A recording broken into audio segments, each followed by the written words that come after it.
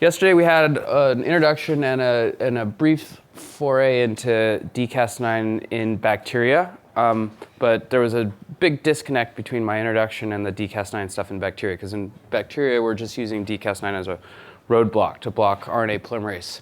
And my introduction was all about artificial transcription factors and how you could decouple DNA binding from different activities. So today we're gonna, I think the message is gonna become more cohesive in that it's gonna be all about how we can recruit different protein domains to define spots on either RNA or DNA using dCas9, and really connects the literature I was talking about in terms of artificial transcription factors to what we're gonna see today. So, okay, so this is bacteria. This works really robustly, as I said yesterday. We went to try to do the same thing in eukaryotic cells, both yeast and human cells, and we saw immediately that Cas9 is not able to block, largely not able to, or is inefficient at blocking transcription in eukaryotic cells. And we don't fully understand the reasons behind this, but I'm gonna preempt my phone.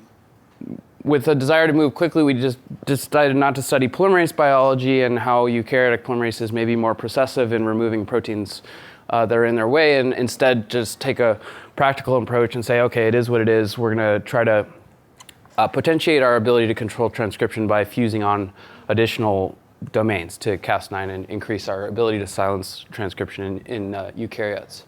And so today I'll talk all about either fusing protein domains directly to dCas9, recruiting protein domains with dCas9, or recruiting protein domains with the RNA, actually, the sgRNA. So, yes, so this is essentially a scheme of what we'll talk about today, where we can express site-specific guide RNAs and a dCas9 as a general RNA guided DNA binding platform, and then fuse on a variety of different effector domains in sort of a modular way to either turn gene expression on or off. We had a template for how to do this from the artificial transcription factor field, as I described in my introduction. And so when we went to try to do this in human cells, we decided to just take the most robust domains that people have been working on for a long time and ask whether we could silence a series of reporters and toy endogenous genes, or whether we could activate reporters and a small series of endogenous genes. So I'll describe the silencing work first. This is actually one of the very first experiments we did. We had a GFP reporter that was integrated randomly into HEC293 cells at 1 copy per cell. We then transiently transfected in a guide RNA targeting this GFP reporter downstream from the transcription start site, and a series of dCas9 fusion proteins. I'll just show you sort of the most robust one today. And then looked at GFP expression over time to ask whether we could silence GFP expression in a human cell, just as a very early example that we could get dCas9 binding to a target site in a human cell, and that this could have some functional impact on transcription. You have to remember that this experiment was actually done in January of 2013. So we did this experiment like right as the first Cas9 editing papers were coming out. And it wasn't clear at the time that Cas9 as a bacterial enzyme would be able to search across a mammalian genome and find the right target site and either cut or stay bound efficiently. So this may seem a bit simplistic now, but at the time was really surprising that it worked at all. And so if you look at GFP expression in a polyclonal population of cells over time, what we saw is that if you express a negative control, you see that there's GFP signal. This is a FACS plot, so a histogram of FACS data. You can see that there's GFP expression if you express a negative control. In contrast, if you express a guide targeting this GFP reporter, you see that we repress GFP quite efficiently to a level comparable to cells which don't express a GFP reporter at all.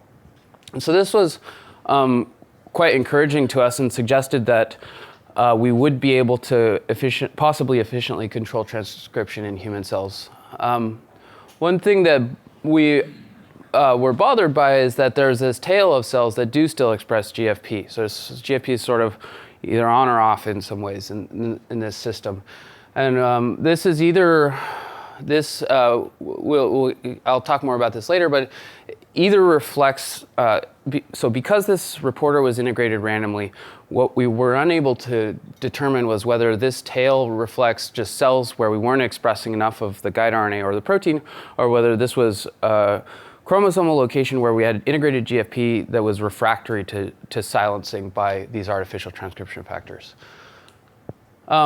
So we did more than one guide, and we were able to show that, for most guides, you get reasonably good repression on the order of 10 to 20-fold.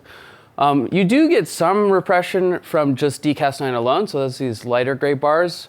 You can get 2-fold repression, but 2-fold repression isn't really that useful, and so that's why we went to these fusion proteins where these fusion proteins essentially are doing two things. You get repression from dCas9 sterically competing with RNA polymerase elongation, but you also have a CRAB domain that's recruiting CAP1 and HP1 and other things that repress transcription by local changes to the chromatin. So this combined activity allows us to really more robustly control transcription. We showed this worked on a couple of reporter genes. This level of repression is sort of, not super impressive, but it was a useful exercise to show that we could control the expression of both a reporter and a series of endogenous genes. And we showed that we were able to fairly easily multiplex repression to repress at least 2 genes at a time, which could be useful in a series of cases. One of the things that we wanted to be able to demonstrate was that we were actually able to deliver domains that recruit silencing proteins, and that this activity wasn't just that this new fusion protein was somehow better at blocking RNA polymerase. And so we targeted our dCas9 CRAB fusions upstream from the transcription start site, and we're able to show that here, where you're not competing with RNA polymerase, you still get gene silencing, suggesting that these fusions are indeed able to recruit chromatin-modifying proteins to silence genes, which had important implications for thinking about whether we were going to be able to directly fuse enzymes onto dCas9 to modify chromatin. I won't show the data, but we did this in yeast as well and showed that we could use either dCas9 or dCas9 MXI1 fusions to silence gene expression, and things work better in yeast as they usually do.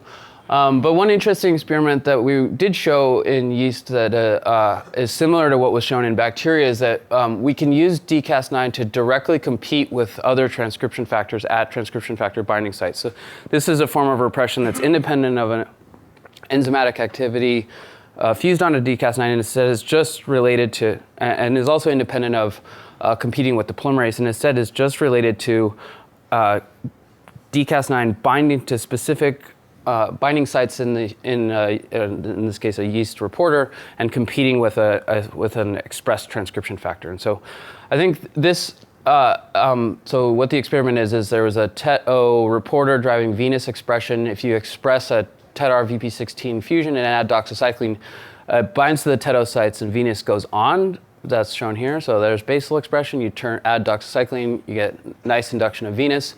If you then co-express dCas9 with a guide RNA that binds to these TET-O sites, you see that venous expression goes back down, indicating that dCas9 is directly competing with a transcription factor to control expression of a gene.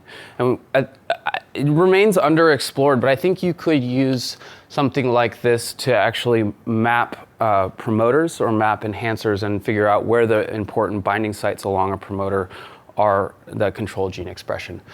But it's sort of been underexplored. So I showed you that you could efficiently control transcription, but efficient control is only useful if it's specific. And so once we had these results showing that we could efficiently repress a GFP reporter, we immediately did an RNA-seq experiment. So that's shown here, where we're looking at 2 populations of HEC293s expressing a GFP reporter and dCas9 CRAB, and then we've expressed either a guide targeting GFP or negative control guide, and you can see that we efficiently repress GFP, and this is really the only gene that is whose expression is perturbed. And so this plot, really more than the repression, was what we were really excited about at the time. If you had done this with RNAi, you would never see a plot like this. There are almost always seed-dependent off-target effects that you get from RNAi that result in perturbation of at least a couple transcripts. And so it's really this specificity that has driven our interest from the start. These are some controls. If you just express negative controls, you don't see many expression changes. If you express a negative control guide versus dCas9 crab, you see that things look pretty similar. So there's the expression of just a guide or just dCas9 doesn't have much effect on cells in these settings. So we've also gone on to show that we can construct inducible systems, which might be useful for studying essential genes or experiments where you want temporal control over transcription. And Martin probably will talk more about this, but we think that in both bacteria and in human cells, one of the important applications probably of dCas9 or CRISPR-I is actually in studying essential genes, where if you're using Cas9 as a nuclease, it's very hard to study an essential gene because once you knock it out, the cells are dead. But with dCas9, we can turn gene expression on and off at will, and in this way study how essential genes control cell function more easily. And so that sort of proof of principle data is shown here, where we constructed this at doxycycline-inducible dCas9 crab fusion protein. It's got some NLSs and some tags on it. You can see that before dox, there's no expression. You add doxycycline, the gene goes on, as measured in this Western blot for an HA tag. If you wash doxycycline out, expression goes away fairly quickly. And this works quite well. These are a bunch of guides targeting essential genes. So these are like tRNA synthetases and HSP70s. And you see that in the absence of doxycycline, we have no effect. These cells express the guide RNAs. There's no effect on cell growth. You then add doxycycline to turn dCas9 crab expression on, and you see that these cells really rapidly drop out of the population, indicating that you're targeting an essential gene. Similarly, if you target some non-essential genes up here, we see that you get pretty good repression. You wash out doxycycline, and gene expression comes right back on. So we are able to inducibly and reversibly control gene expression in a robust and specific way in human cells with these systems. So I showed you repression of endogenous genes in our first attempt. Max Horlbeck, who will be here later in the week, and Martin and I and a bunch of other people in Jonathan's lab spent a year or so doing a series of high throughput experiments with guide libraries that Martin will talk about, where we were able to define rules for where and how and to target these dCas9 CRISPR-I fusion constructs to most efficiently control transcription of all of the genes encoded in the genome. And the only plot I'll show from that effort is this one, in which we're targeting, I think, like 13 genes, and you can see each dot is a guide. And we were able to show that we can quite efficiently repress the expression of most of the endogenous genes we've looked at. So, this gray square is 90% repression. So for most genes, we get 90 to 99.9% repression. And this isn't just limited to protein coding genes. We also showed in just a very limited way that we could repress non-coding genes encoded in the human genome. So these are some fairly well-characterized non-coding genes, including TERK, which is involved in telomere biology, or EXIST, which is involved in exon activation. And with no phenotypes, just using our algorithm, we're able to, with 2 or 3 guides, repress most of these. And this is shown as well by FISH here, where this is EXIST expression along the inactive X chromosome. These cells are human female CML cells, and then we express a guide targeting EXIST, and you see this completely disappears. So we were encouraged by this. This ability to repress non-coding transcripts is something we've been sort of especially excited about. Non-coding transcripts don't have an open reading frame, and so it's hard to predict how to use Cas9 to knock out a non-coding transcript. You could knock out the whole thing, but that in the past has given rise to a lot of artifacts that have been difficult to understand in the field because you frequently will also knock out regions of the genome that are important for regulating neighboring genes or enhancers and other things if you knock out big chunks of the genome. And so here we're able to robustly and inducibly control transcription of non-coding genes, which could be useful for a variety of things. All the work I've shown so far is in one cell line. It's in this CML cell, this K562 cells, which are one of the ENCODE cell lines and are broadly used and are not particularly relevant to most people. And so we've gone on over the last couple of years to show that these CRISPR systems work in many cell lines, or really every cell line we've tested them in. And one of the really, I think, nicest examples of this came out this year where another lab at UCSF, Bruce Conklin's lab, used our CRISPR systems in a human iPS cell line and showed that as we had shown in K562 cells, you could use these systems to efficiently control transcription in a tunable, reversible, and inducible way. So I'll walk through some of the data just because I think this is a really nice template for how these systems might be used in other labs or by other people. So Bruce's lab at the beginning was sort of agnostic to whether CRISPR or Cas9 would be a better system for controlling gene expression or manipulating iPS cells. And so they constructed two matched cell lines in which they knocked in either our CRISPR constructs or a Cas9 construct into the AAVS1 locus. So now you have a knock-in construct that has both of these have a doxycycline inducible promoter, which so when you add doxycycline, Cas9 will turn on or CRISPR constructs will turn on. And they're stably integrated into the genome in a safe harbor locus so that there's no silencing or anything weird like that. So these are the cells. In the absence of doxycycline, you see no expression of dCas9 and no expression of Cas9. You add doxycycline, these were both marked by cherry. You see cherry comes on in both cases. And then they just went to ask which of these cell lines would be more amenable for, in a polyclonal way, manipulating gene expression. And so they used these two cell lines. So this is the CRISPR data, this is the nuclease data, and targeted NANOG, which is a transcription factor that's important for ES cell self-renewal. And when I first saw this data, I sort of almost didn't believe it. This is NANOG expression that's completely gone. This is NANOG expression with Cas9 nuclease. It's sort of heterogeneous. But what essentially they showed was that CRISPR is able to nearly completely turn off transcription in these iPS cells. So this is one colony. This is three more.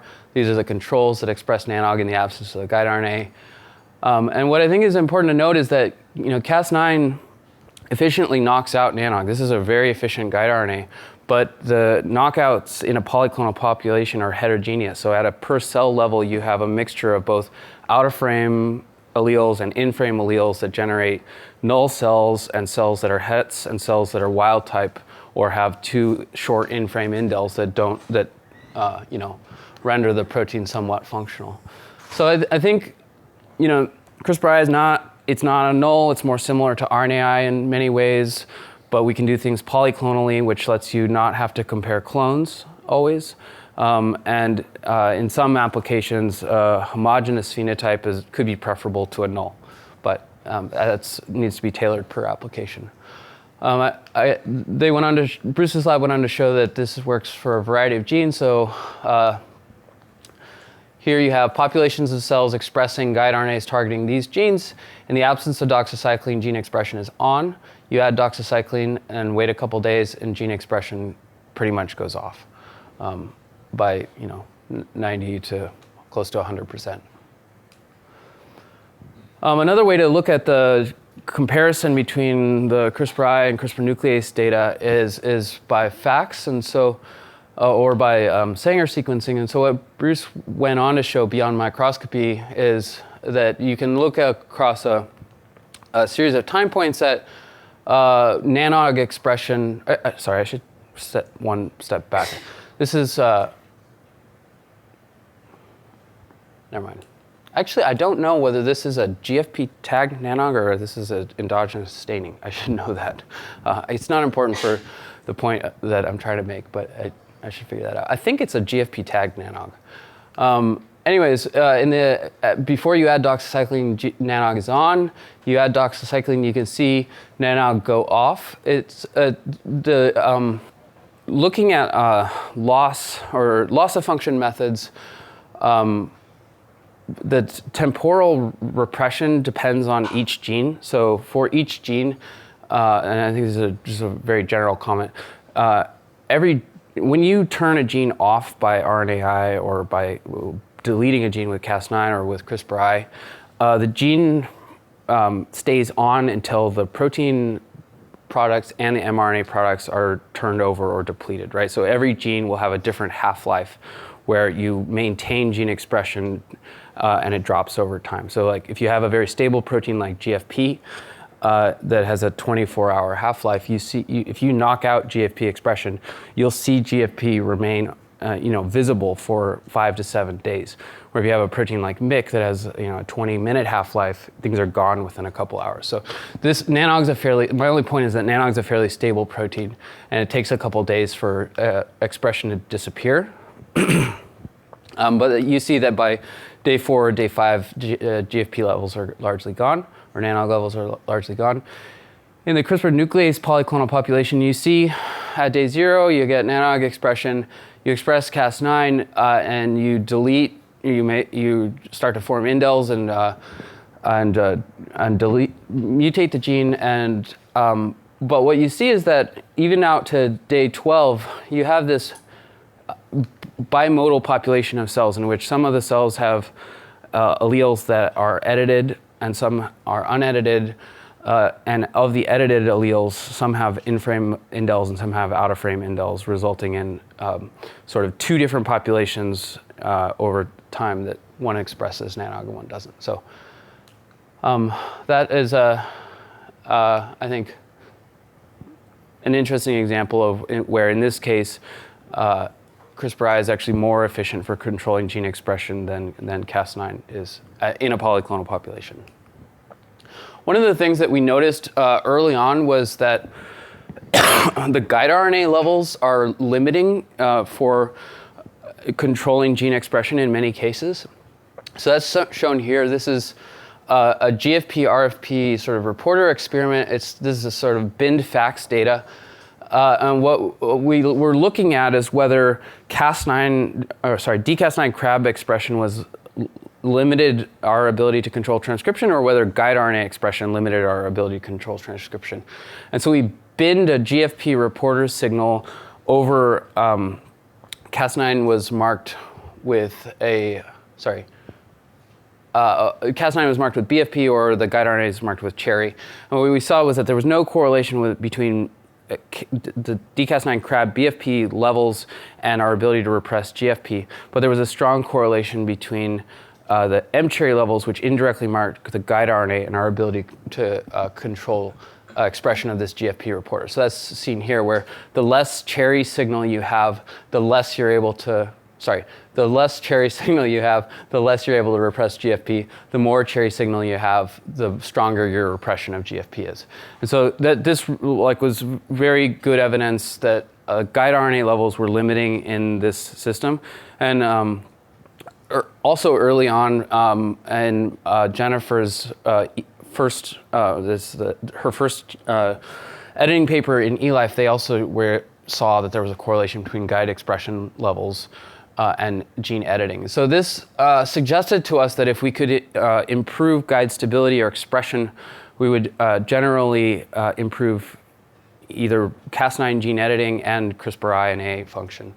And so together with Stanley, we just constructed a very small number, 10 variants of the standard guide that everybody was using back in 2013, where we either extended the hairpin in the sgRNA constant region back to the full hairpin that's normally found in strep pyogenes, and then we took out a putative Pol3 terminator, which is poly-T stretch, just right at the beginning of the sgRNA constant region. And so we did these on their own, or we combined them into this version 10, where we've both removed this T stretch as well as restored the full hairpin extension. And we were able to show by both CRISPR-I, where we're looking at gene repression, or by CRISPR imaging that I'll show later, that this version of the sgRNA worked much better for both imaging and CRISPR-I than the original guide that we and almost everybody else had been using. And what we were also able to show using our GFP reporters was that there was now no correlation, or largely no correlation, between guide expression and CRISPR-I function, which was important for us thinking about moving towards single copy lentiviral experiments. This isn't just true for CRISPR-I or CRISPR-A or CRISPR imaging. It's also true for gene editing. So this paper was published last year, where they made essentially the identical changes we made. So they made a couple different hairpin extensions back to the wild type hairpin length, and then they removed this Pol3 pause signal in a couple of different ways, and they were able to show that both for using Cas9 to generate indels or for using paired guides to make deletions, that our alternate guide design works much better than the original guide designs.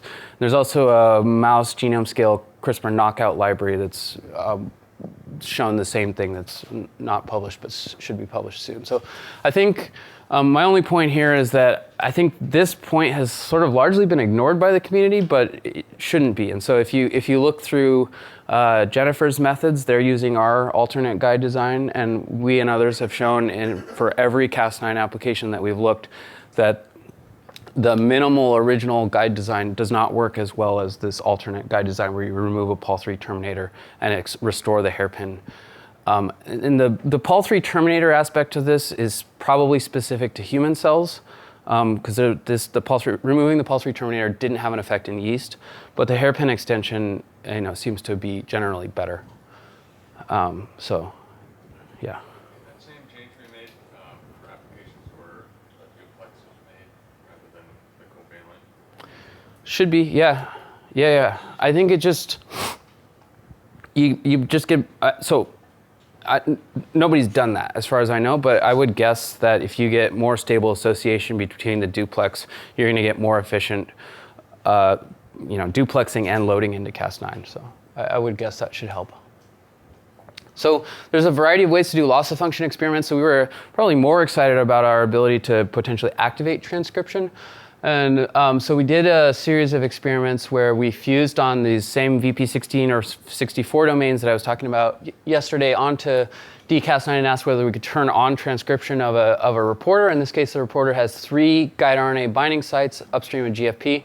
And we showed that when you express this dCas9 CRISPR-A fusion along with a guide targeting the promoter, you can turn GFP expression on. This is flow cytometry data, where if you have a negative control, you don't get GFP expression, or express either alone, you don't get activation. But disappointingly, when we went to try to turn on expression of endogenous genes using a single guide RNA, we saw that we were largely unable to activate transcription. So this is just a toy test gene, the CXCR4, which is the HIV co-receptor. You see that with a single guide RNA, we basically aren't doing much. And I alluded to this yesterday where I showed a slide where you require the recruitment of 4 or 5 tail VP64s to efficiently turn on endogenous genes. And this is sort of a theme throughout artificial transcription factors, that it seems that to turn off a gene, you can recruit just one domain often, but to turn on a gene, you usually require multiple adjacent activation domains recruited by a transcription factor. And so with this data in hand and knowing what had been true for both the fixed sequence like TET VP64 fusions or the tails, we set out to build a system in which we could, with a single guide RNA, recruit multiple activation domains to dCas9. So this work was initially done with Marvin Tenenbaum in Ron Vale's lab. Marvin had developed this really neat system where he had this highly optimized epitope tag, which is recognized by a single chain variable fragment antibody.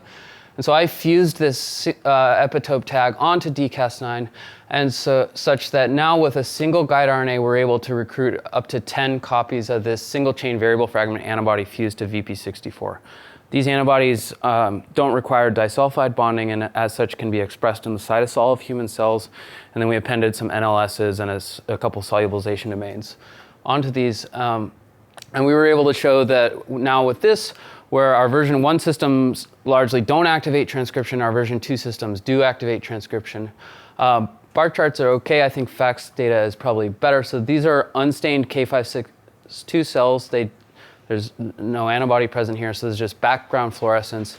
If you stain these cells with an antibody that recognizes CXCR4 and express a negative control guide, you see that there are a few cells that express CXCR4, but largely these two populations look identical, indicating that this gene is really not expressed in this population, in these K562 cells.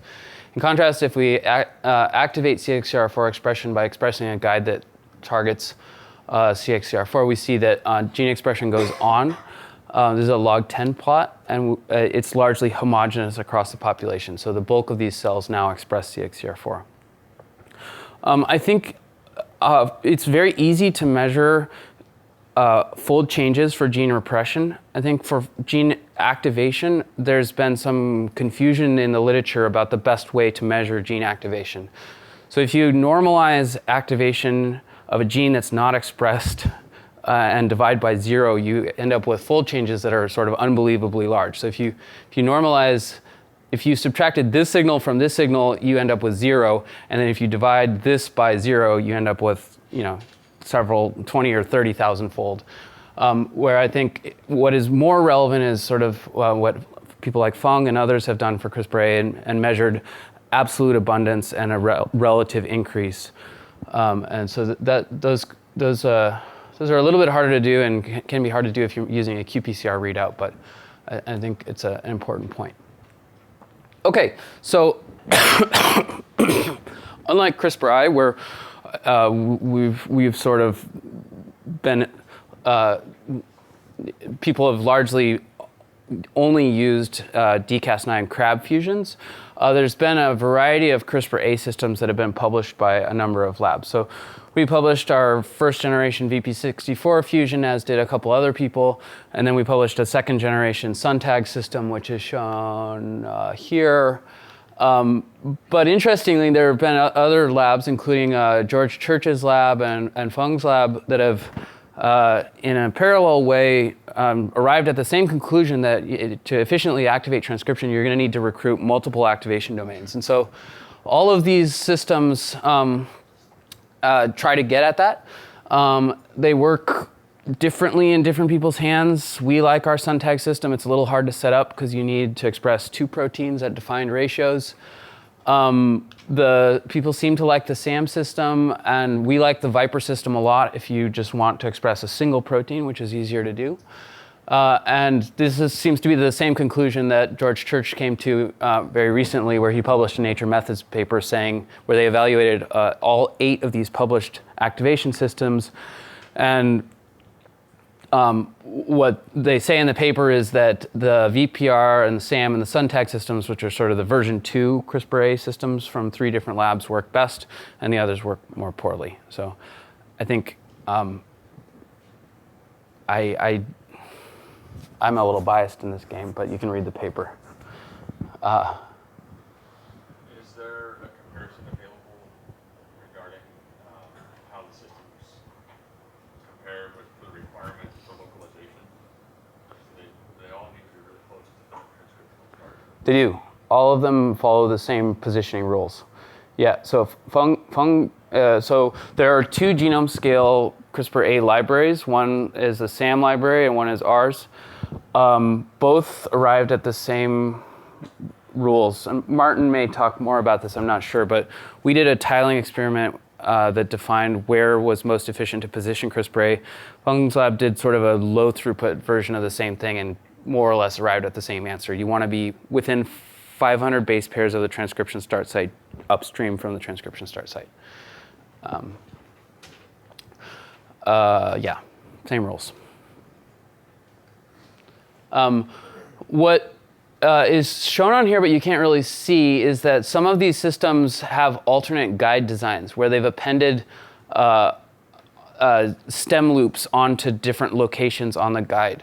And so this comes from sort of an older synthetic biology literature all the way back from phage, where people have known for a long time that there are very specific stem loop sequences that are recognized very efficiently and with high affinity by various proteins. So the most commonly used one is the MS2 stem, which is recognized by the MCP coat protein from a phage. And you can, I just listed the affinities down here. You can see that these are very, very tight interactions.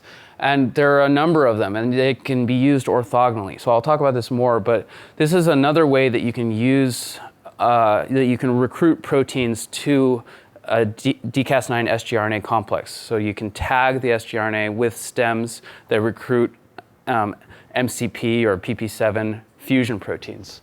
And so that's actually what Feng's lab did to create their SAM CRISPR-A system. They have a Cas9 that's fused to VP64, same as everybody else. And then they express a guide RNA that has two modifications. It includes two MS2 stem loops. They were really smart about the way they did this because they solved the crystal structure first, and then they stuck the stem loops on a spot where they knew that you wouldn't interfere with sgRNA loading. And I think that's been one of the keys to this system working quite well. And so now they can, with a single guide RNA, recruit dCas9 fused to VP64, but also this MS2 coat, or they have this mislabeled. This should be MCP. The protein's called the MCP coat protein.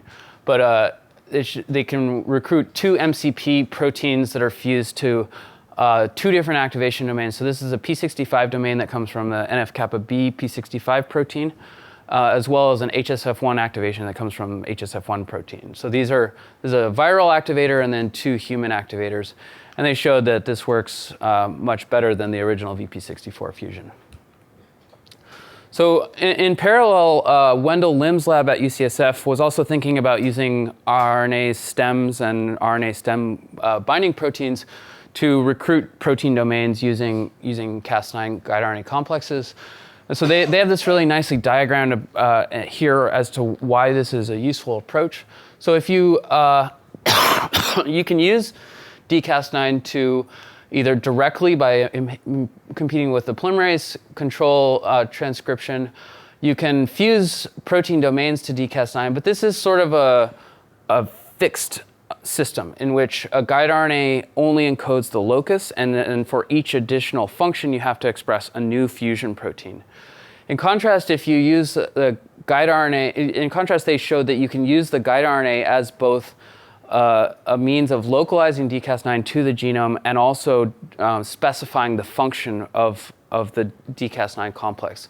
And so what they essentially have diagrammed here is that you can express guide RNAs with different scaffolds that have different stem loop sequences that are specific for different RNA binding proteins. And now with a three-part system with a single Cas9 either turn on or off gene expression in a more flexible way. And so they showed this in the next couple slides. So what they chose, Jesse, while he was in Wendell's lab, chose to do was to fuse a series of well-characterized RNA stems to the 3' end of the sgRNA, and then ask whether he could activate gene expression in yeast. So the next couple slides are all in yeast. So he had an integrated reporter that had one binding site for the sgRNA upstream of Venus, and then he fused on either an MCP stem, a PCP stem, or a COM stem, and co-expressed MS2, PP7, or COM proteins fused to VP64, and just asked whether he could turn on expression. And you can see the data here. He's quite nicely able to turn on gene expression. In yeast, for some reason, the VP64 fusion that we created works really poorly. So this is not, I don't know quite what was wrong with that yeast fusion protein, but in yeast, these stem fusions, these guide recruited VP64 activation experiments worked much better than protein did. I think more interesting what he was able to show is that you can use these 3 stems and their binding partners orthogonally. So here he's expressing all 3 stems and 1 protein and able to show that the stems and protein pairs are specific for each other and can be used together orthogonally.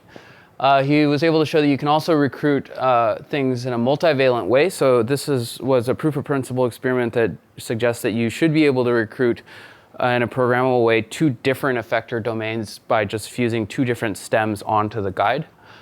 And he showed this by just getting additive gene activation, but I think it's a nice proof of principle experiment for how this might work.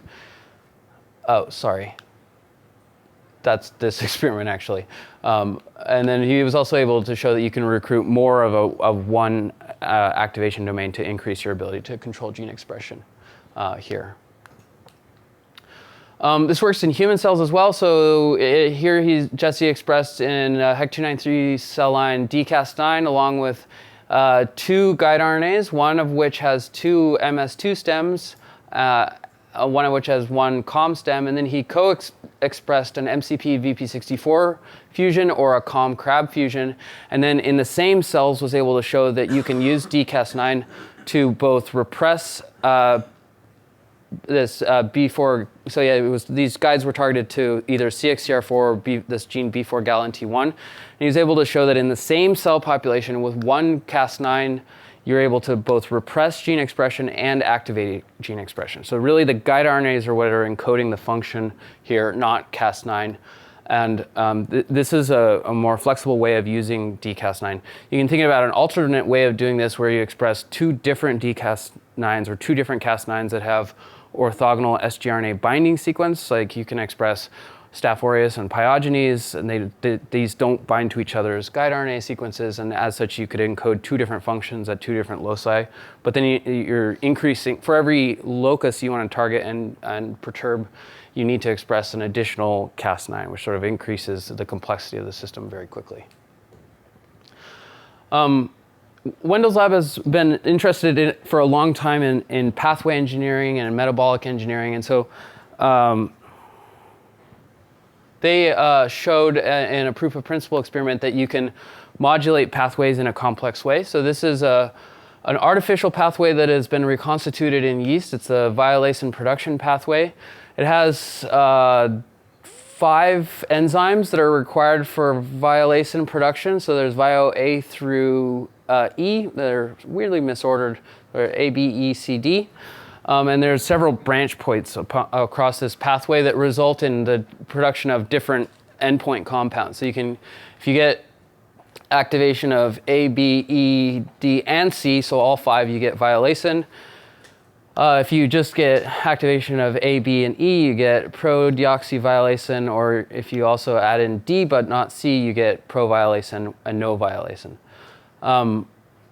So they wanted to ask whether they could dynamically modulate the output of this pathway in yeast to control the production of violacin or these alternate end products. And so this was sort of the model that they constructed before doing the experiment, where they were going to try to use PP7 sgRNA fusion and co-express a PCP VP64 protein to activate vio A expression, and so this should start the pathway. And then they were going to either use CRISPR-I to repress vio D, or also express an MS2 stem to activate C. And this should allow you to either go towards violacin or deoxyviolacin. And so amazingly, this all worked quite robustly. So they're expressing 3 different guides and 2 different stem binding proteins, so either PP7 or MS2. If you activate vio A, you see that you start to produce PV, but no violacin. You activate vio A plus vio C, you now get flux through the pathway to violacin, so that's shown here. You can actually see the colonies turn purple, which is sort of cool. A little bit hard to see here, but in contrast, if you repress vio D, you drive the pathway towards pro-deoxyviolacin. So you get no purple on your HPLC. These are all HPLC plots that indicate production of these different compounds.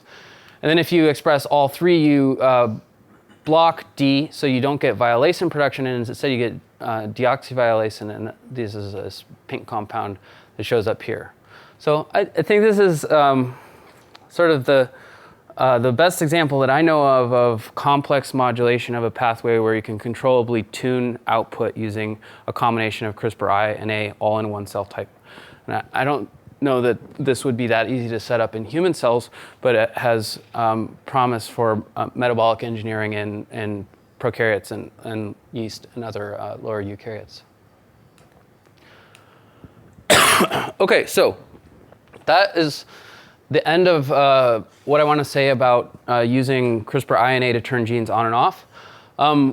There's a lot more that could be done with dCas9. So I think from the start, we've been very interested in whether we can edit the epigenome. This is something that has been sort of proposed for a long time, but we didn't have a flexible enough tool to really invest in doing this. And so this work is large.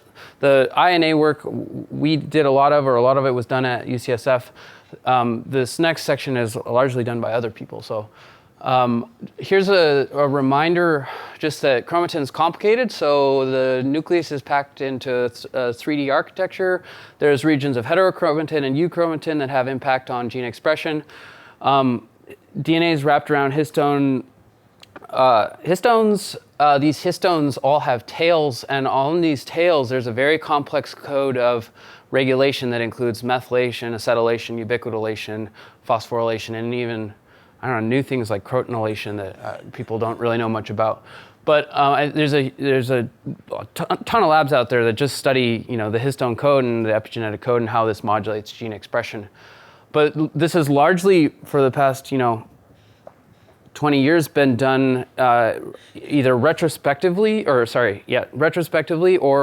by studying a very small number of example loci. So there's a lot of ChIP-seq data out there that correlates methylation and acetylation levels with gene expression, but it's all correlative or retrospective. And then there are other examples in yeast and humans where people have worked very hard on understanding specific loci like the hemoglobin enhancer and hemoglobin transcription, but we have a very small number of well worked out examples. And so I think there's a promise that we can use dCas9 now as a more flexible tool to remove and deposit marks at more loci and understand more generally how these things work in a model in which we're directly perturbing the marks associated with these histones rather than just using ChIP-seq as an indirect readout for what these things might be doing. So the first epigenetic editor that was published came from Charles Gerschbach's lab. This is cut off. This is Hilton et al. From Nature Methods, published in 2013, I think. No, 14. So they fused to dCas9. They also fused VP64 to dCas9. They were interested in epigenetics, and so they fused as well either the full-length P300 protein, which is a histone acetyltransferase, or the P300 core domain to dCas9 to the C-terminus. Both of them are C-terminal fusions. They show that these are expressed and that they are reasonably nuclear and non-aggregated. And then they asked whether they could turn on gene expression using either a VP64 fusion or a P300 fusion. And so that data is shown here by a qPCR. You can see that if you just express dCas9, these genes are poorly expressed or off. You add dCas9, gene expression goes on here or here or here. But what they most interestingly, because a number of labs at this point had published dCas9 VP64 fusions, they showed that you could use this dCas9 P300 fusion to turn on gene expression. And this activation of gene expression is either comparable or much more robust than the level of activation that people were getting with dCas9 VP64 fusion. So I think that this is really exciting. This is like one of the first examples of a flexible tool which you can use to directly acetylate chromatin to turn gene expression on. They went on to show that unlike VP64, in which you recruit dCas9 VP64 fusions, which are recruited to near the transcription start site of genes, these P300 fusions can be used to turn on gene expression by recruiting P300 to enhancer regions. And so these enhancers, although distant from the genes that they control the expression of, have 3D architecture that results in, in gene control from enhancers. And so this I think is really the most exciting experiment from this paper. So the experiment they did was they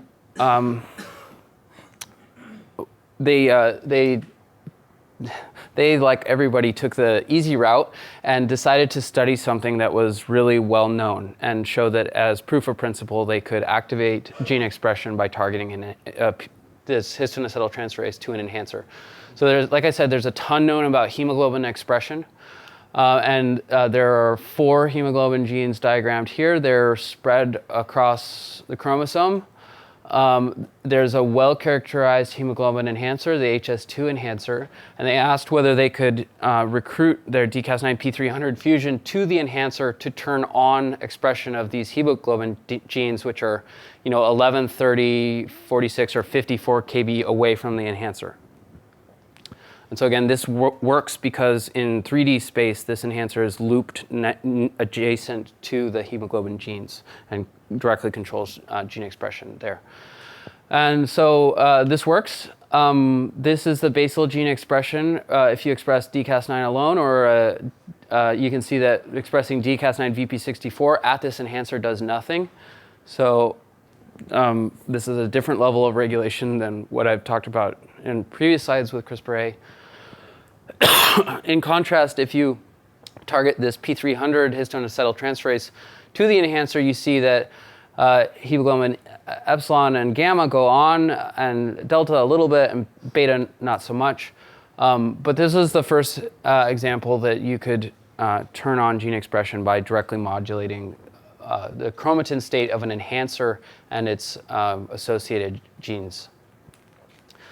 They characterized the changes to the epigenome more thoroughly on this figure, where they're looking at expression of either dCas9, dCas9 VP64, or these P300 fusions. And what they're able to show is that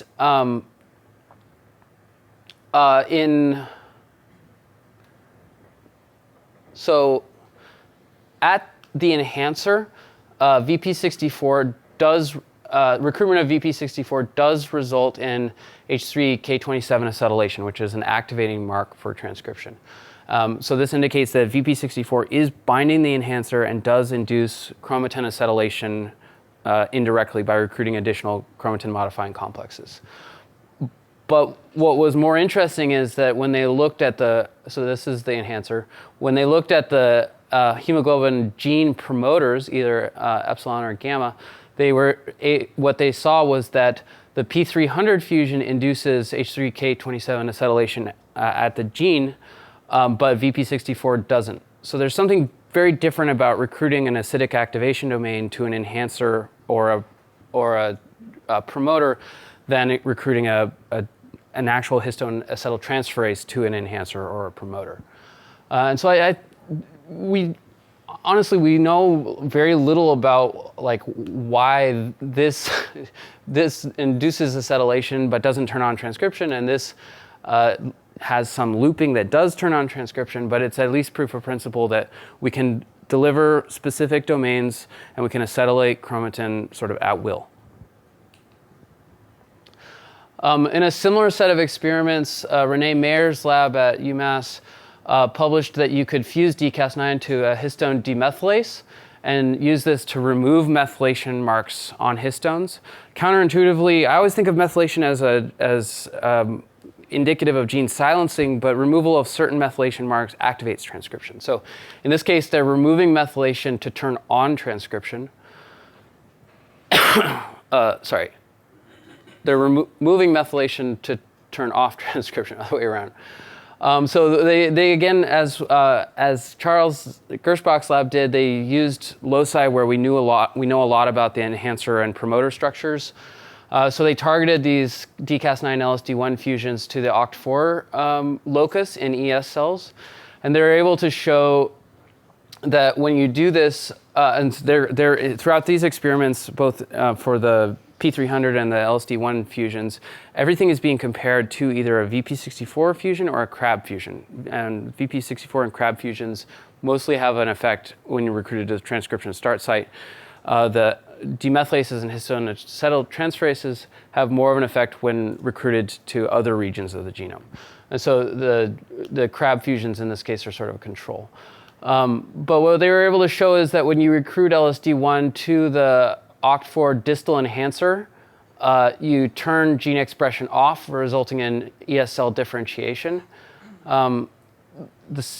Where you were, in contrast, if you recruit this LSD1 fusion to the OCT4 proximal promoter, gene expression stays on, indicating that methylation at the enhancer but not the promoter is important for controlling gene expression.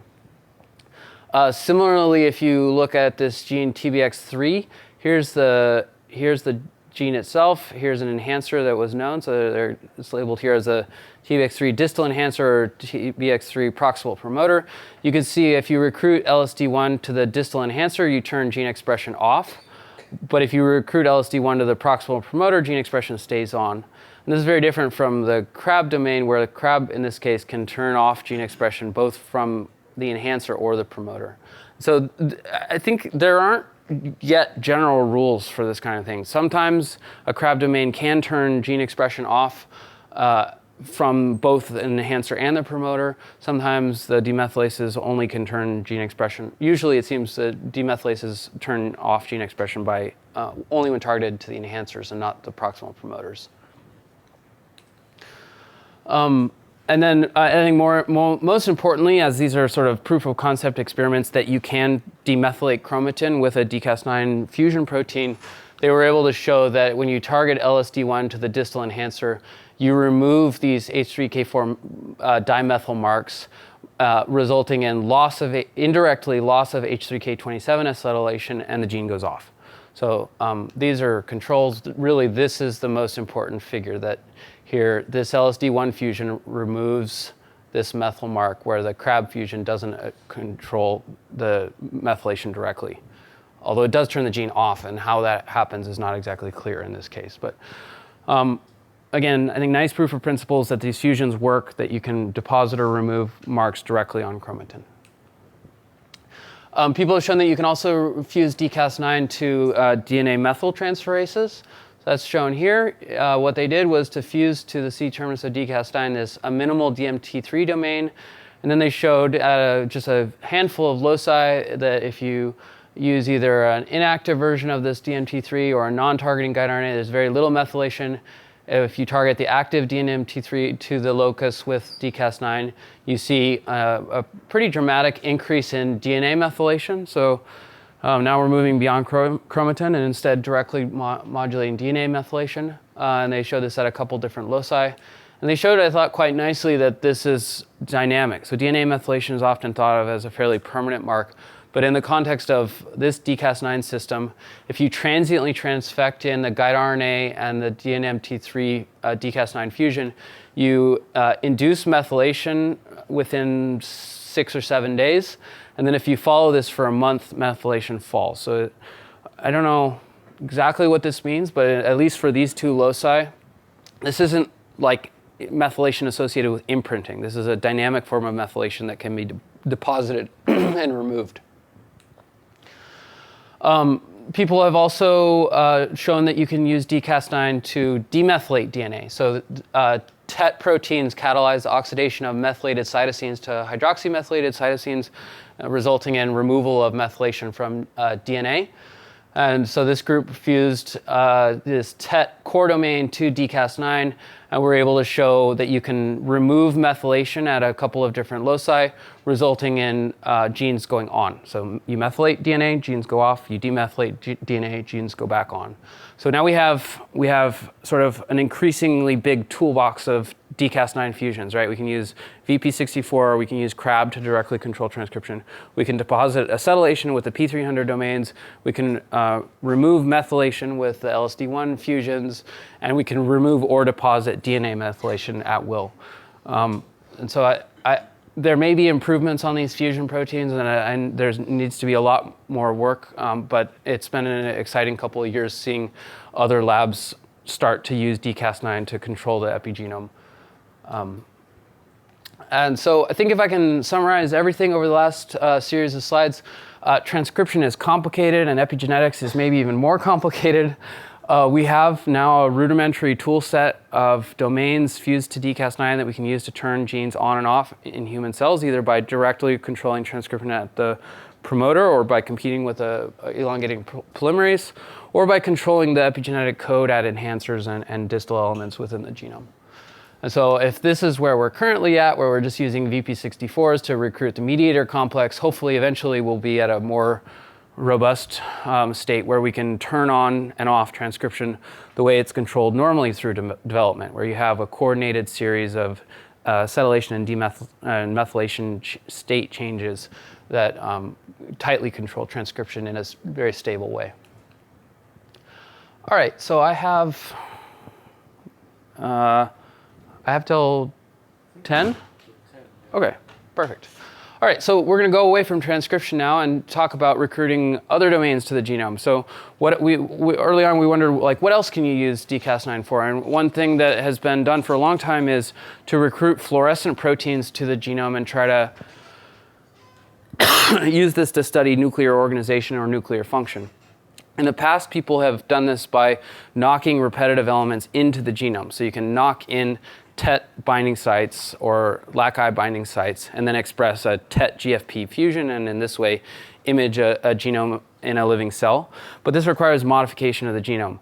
Alternately, you can use FISH and label the genome in fixed cells, but then your cells are dead, so you can't track them live.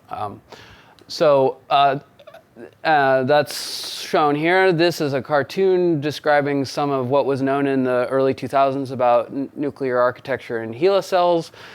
This is a chicken cell. You can see that there's spatial, this is a FISH experiment where they've labeled different proteins.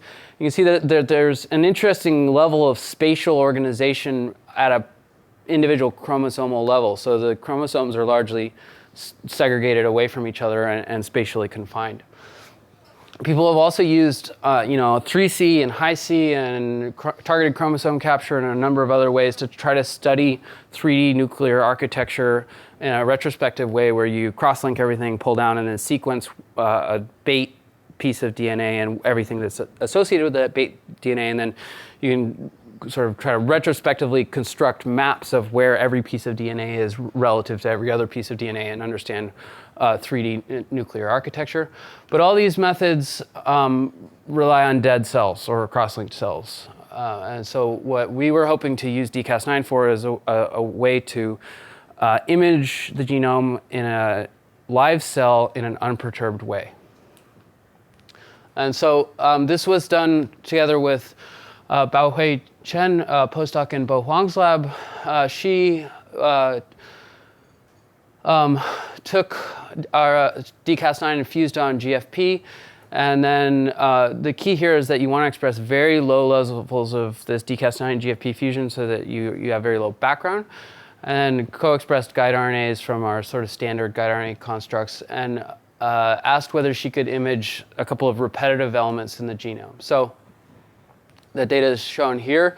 First thing she tried to do was to image the telomere. This is a negative control guide RNA. You can see that dCas9 GFP is localized to largely the nucleolus, and we don't still understand that fully. If you express the version, I talked previously about these alternate guide designs. If you express the standard guide design that many people are still using, you see very little localization to the telomere. And it wasn't until Stanley and I made the changes to this guide design that removed the Pol 3 terminator and extended the stem that you were able to get efficient labeling. But so that's just another pitch for the alternate guide design. We think these really work much better for every application we've tested. So this alternate guide design, though, was a big improvement that's quantified here, where this is a negative control. You don't see telomeres. With a guide version 1 targeting the telomere, you see a few spots. With guide targeting, the improved guide targeting telomeres, you now see a ton of telomere labeling. And they were able to show that most telomeres are labeled in these cells. And then what's really cool is that you can actually visualize telomere movement in a living human cell. So,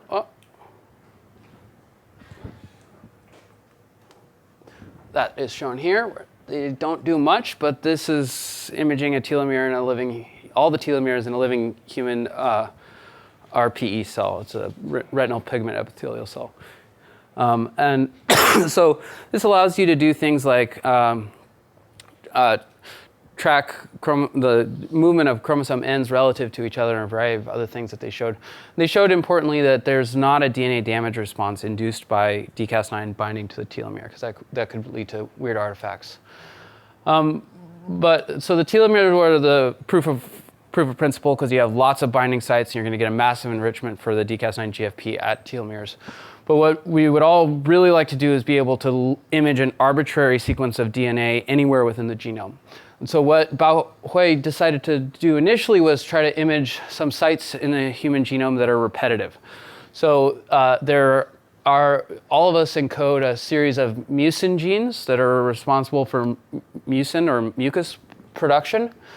And weirdly, these genes have a series of repeats, both either in their exons or in their introns. And there's sort of a variable number of repeats in all of us, but they range from 50 to a couple hundred. And so this was a good test case where Bao Hui knew that you can't image a single GFP molecule very easily, but you can image a series of GFPs that are recruited adjacent to each other. And so she reasoned that in an initial attempt, tried to image these MUC4 repeats.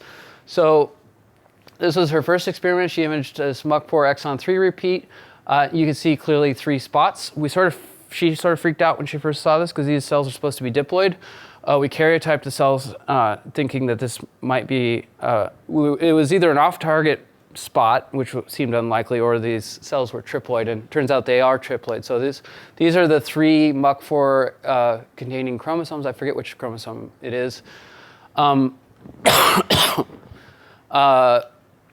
You can label 2 different spots on the same chromosome. That's shown here. So you see these 2 adjacent spots next to each other, 3 chromosomes again.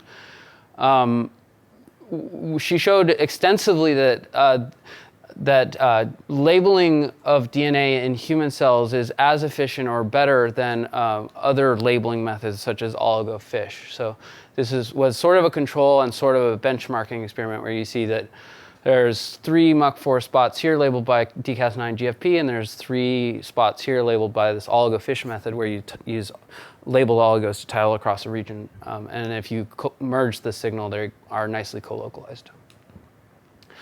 The Bo's lab has gone on to move towards multiplexed labeling. So they developed and published a system where you can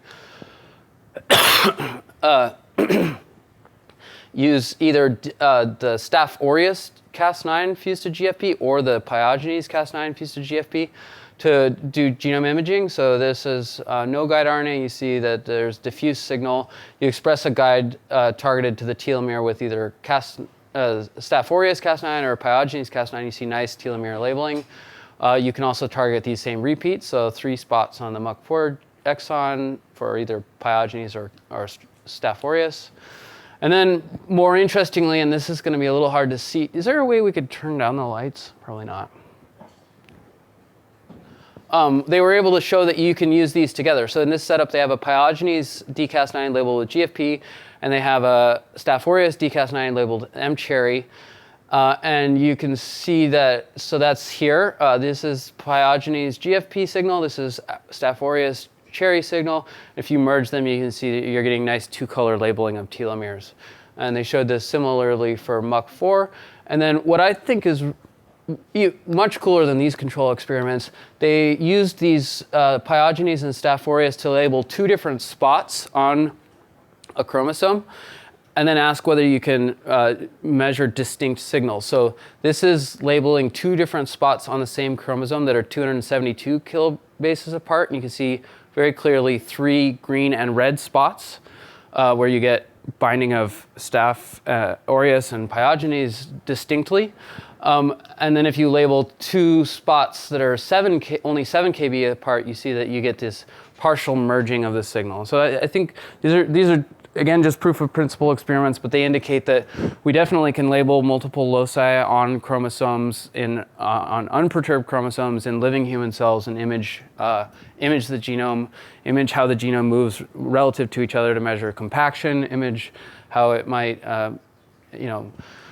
move during. They showed that you can image things during cell cycle and so on. So I think this is promises to be a very useful approach for studying nuclear dynamics. Other groups have extended this work and gone towards even a higher number of colors. So this comes back again to the stem loop, the MS2 stem loop and MCP system. This group fused MS2, PP7, or BoxB stems to the guide RNA and then used these stems to recruit either BFPs, GFPs, or RFPs. And they labeled telomeres. Everybody labels telomeres because that's the easiest thing to do. But you can see that you get blue spots, green spots, or red spots. What's really cool is that they realized that this could be used to produce new colors. So they created a series of guide RNAs that had, instead of, here you have 2 MS2s, 2 PP7s, or 2 BoxBs on the guide. But they realized that you can mix and match these stems to recruit different combinations of fluorescent proteins. So here you have 1 MS2 and 1 PP7, and you end up with a cyan output. So it's a merge of the GFP and BFP signal to give you cyan signal. Same for mixing GFP and RFP, you end up with yellow, shown here. RFP and BFP, you end up with magenta, or if you recruit all 3, you end up with a white signal. So this allows you to now, with one Cas9, generate up to 7 different colors by either having just MS2, PP7, or BoxB, or by mixing stems on each guide. And they showed that this was possible with this vector here. And they generated 7 different colored spots in these cells. And these are better, will show up better on your computer screen in your office, but I think is a nice proof of principle experiment that we can go up to 7 color labeling in a live human cell. And they use this to track in a human cell the dynamics of 7 different locations on different chromosomes, shown here. And you can see this, some chromosomal locations don't move much, others sort of go crazy. And so there's no real biology in these papers, but it's proof of principle that you can do these experiments. There's another approach to do similar things that was published from, this is a paper from Berkeley from last year. This method was labeled CRISPR eating, where they're turning everything available into sgRNAs. That you can go find the acronym. It's even better maybe than Keith Jung's acronyms. But essentially what they realized is that you can take complex mixtures of DNA and digest them with a cocktail of restriction enzymes that cut at PAM or PAM-like sequences. So in this experiment, they took 100 PCR products that span 3.4 megabases of chromosome 4, digested with HPA2, SCRF1, and BFA1. You can then blunt this and ligate on an adapter that has an MME1 site and some additional stuff. MME1 is a weird enzyme that binds here and then cuts 20 or 21 base pairs away, resulting in a 21 base pair guide RNA sequence. And then you ligate on an additional promoter for in vitro transcription and your sgRNA constant region and transfect this library of guides that tile along chromosome 4 into cells, and you can see one spot. So this is like 12,000 guides labeling 3.4 megabases. This is a Xenopus sperm. but it's nice and bright, and I think this is an alternate and very cheap way to generate libraries of guides that can image a specific region of the human, or in this case, frog genome, without having to rely on repetitive elements which are found rarely across the genome. Another way to image the genome without having to do this CRISPR editing method is to try to use dCas9 to recruit more than one fluorescent proteins, and in an attempt to, with a single guide RNA, do single molecule imaging of GFP of dCas9 bound to a spot within the nucleus. So this goes back to this SunTag method that I talked about earlier. Marvin was not using the SunTag system to control transcription when I first talked to him. Instead, he was using it to image kinesins walking along microtubules. And what he had worked out was that he could recruit up to 24 copies of GFP to any protein using these this optimized epitope tag plus these single chain variable fragments fused to GFP. And the scFv binds very tightly to this epitope. These are some of the numbers. And so this is where Marvin was when I first talked to him. He was imaging kinesins moving. And so this, you can see these nice, bright, directional spots moving within a human cell.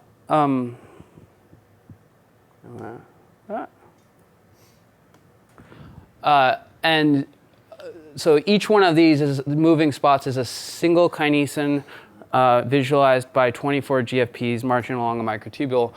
And what makes this work is that the unbound kinesins are still labeled, but they are diffusing very quickly. And so if you take a long enough exposure, you can motion blur out the background and image tracks of individual kinesins moving along a microtubule. So this is very cool, and I think could be used for a variety of things. We thought it could be used to multiplex the recruitment of activation domains. Sorry, one more video. So you can also visualize using a kinesin dead protein the movement of the microtubules themselves. So not the kinesin. In this case, it's the actual microtubules moving. But what we showed was that you could use the SunTag system to control transcription, but you can also use the SunTag system to very brightly label spots within the human genome. So this is Bo's original dCas9 GFP fusion labeling telomeres. This is the SunTag system labeling telomeres with the exact same guide RNA. So here you have 20-ish GFPs recruited with each dCas9, which greatly amplifies your signal. We hoped that we would be able to image non-repetitive sites across the genome using a single guide RNA, and we still haven't gotten there, but I think the last time I talked to Marvin, he thought you could probably image non-repetitive regions of the genome with between 3 and 5 guide RNAs, greatly simplifying our ability to label an arbitrary region of the genome. Okay, so with my remaining time, I'm going to take a step away from the nucleus briefly, although I do love the nucleus, and talk about using dCas9 to image or edit the transcriptome. There's a lot of work over the last 20 years that has shown that RNA localization is important for a variety of biologies in a variety of organisms. So you can read this review, but this summarizes what the sort of best characterized examples, such as ASH1 localization in yeast. There's a lot known in Drosophila about mRNA localization, but there's additional emerging literature in human cells and in other systems showing that mRNA localization is a critical determinant of a lot of kinds of biology. Almost all this work studying mRNA localization has been done with tagged mRNAs. So what has been done is to express modified mRNAs that contain MS2, PP7, or COM stem loops, and then recruit MCP, GFP fusions to an mRNA to visualize it. So that's shown here. But all of these approaches, while really powerful, require that you perturb the mRNA. So you're sticking 10 or 24 MS2 stems onto an mRNA, and it's not clear how that might perturb the function or localization of an mRNA. And so we thought that, Jennifer and others thought that perhaps you may be able to use dCas9 to bind RNA and image RNA in a living human cell. So for the sake of time, I won't go through all this. This is work from Mitch and Jennifer Doudna's lab. where he published in 2014 that you could force dCas9 to bind to and cleave a single-stranded RNA if you provide a PAM-mer sequence in trans. And so this works quite well for a variety of different PAMs. This works for dCas9 as well. So these are dCas9 guide RNA complexes binding to either DNA or RNA in the presence of a PAM. And they showed that the binding is not quite as tight as to DNA, but is quite robust. And then Mitch was able to show in his initial experiments that you could use dCas9 plus a PAMmer to, in a human cell, bind a specific mRNA and pull it out. So this allows you to, in theory, retrieve an arbitrary mRNA from a human cell and study what complement of other RNAs or proteins are bound to it. And so I think this could be a really powerful approach for understanding RNA regulation and RNA binding proteins in human cells. I think we're just getting started on applications in this area. Oh, sorry. This year, another group, together with Jennifer, published that you could use dCas9 to image RNA. So this is the scheme set up. In human cells, they expressed dCas9 fused to neon, and then they expressed a guide RNA targeting GAPDH, and they transiently transfected in a PAMmer that binds to GAPDH, but is mismatched at the. Never mind, that part doesn't matter. Essentially, this is a control experiment. If you don't express a guide RNA and you don't express a PAMmer, the dCas9 neon is almost entirely nuclear. If you express just a guide RNA, you start to see relocalization of dCas9 out into the cytosol. If you express both the guide RNA targeting GAPDH plus the PAMmer, you see that there's almost complete relocalization of dCas9 neon out of the nucleus into the cytosol, and they did a bunch of control experiments that show that it's predominantly bound to GAPDH here. So this is the first example of using dCas9 to image an RNA in a living human cell. Excuse me, could you explain what a PAMmer is and how this is different with what makes it bind an RNA as opposed to the DNA that we find? Yeah, so so on DNA, Cas9 binds to DNA with two recognition motifs, right? There's the guide RNA DNA base pairing that occurs, but there's also the Cas9 protein interaction with DNA at for pyogenes NGG site that's independent of the guide RNA interaction. On RNA, what Jennifer showed was that Cas9 won't interact with double-stranded RNA for some reason, whether it has a PAMmer or not, and that hasn't largely been underexplored as far as I understand. But what was surprising, and I don't know was expected, I doubt it was expected, was that they just showed experimentally that that Cas9 is capable of generating an RNA base pairing with the guide RNA, but that binding is very inefficient unless if you supply a DNA molecule in trans that base pairs with the RNA but has a PAM that interacts with the Cas9 protein. So you're reconstituting what is normally a DNA protein interaction with a DNA oligo that is sort of a bridge molecule between the target RNA and the Cas9 protein. So that's diagrammed here. So this is the single-stranded RNA, and then you supply in trans a DNA molecule that base pairs with the RNA, but also has an NGG for the protein interaction. And there are some peculiarities as to whether you want two-sided homology or one-sided homology that they go into in the paper, but we don't have time to talk about here because we only have 3 minutes left. But what they were able to show is that by FISH and by other means, this dCas9 labeling of mRNAs is reasonably efficient. So here's dCas9 labeling of actin. You can see it's localized at the leading edge of this migrating cell. And if you look at actin localization by fish, you see that it's largely similar. There are some discrepancies, and the correlation between fish and the dCas9 mRNA labeling is not perfect. But I think whether those are artifacts of fish or whether those are artifacts of dCas9 has not really been pinned down at this point. And they did a bunch of controls, as on the previous slide, showing that in the absence of both a guide and a PAM, the signal is entirely nuclear, and so suggesting that dCas9 labeling of this actin mRNA requires both the sgRNA RNA base pairing as well as the dCas9 PAM interaction. Okay, so in the last 2 minutes, I want to talk about just a really fairly recent paper that I think is a new application of dCas9 that is similar to the rest of this workshop in that it's an application where we're using dCas9 to mutate the human genome. And so that's a work from David Liu's lab that came out this year. They fused to dCas9 a cytosine deaminase. So when you get dCas9 binding to DNA, you result in this single-strand DNA bubbles where you have DNA-RNA interaction, and then you have this unbound DNA strand. And in this setting, cytosine deaminase is capable of deaminating single-stranded DNA at cytosines.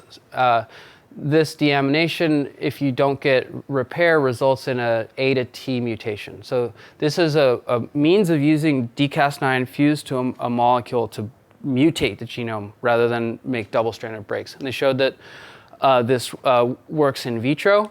And then they went on to show, using a couple of different derivatives that you can read about, that this can be quite efficient in human cells.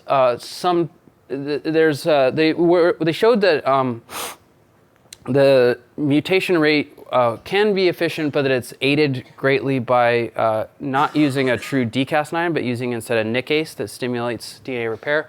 And they also fused on uracil DNA glycosylase, which blocks the mismatch repair in human cells, which would restore this UG back to a native CG. So if you block that, you drive things towards these T to A mutations. And they have 3 different constructs in the paper.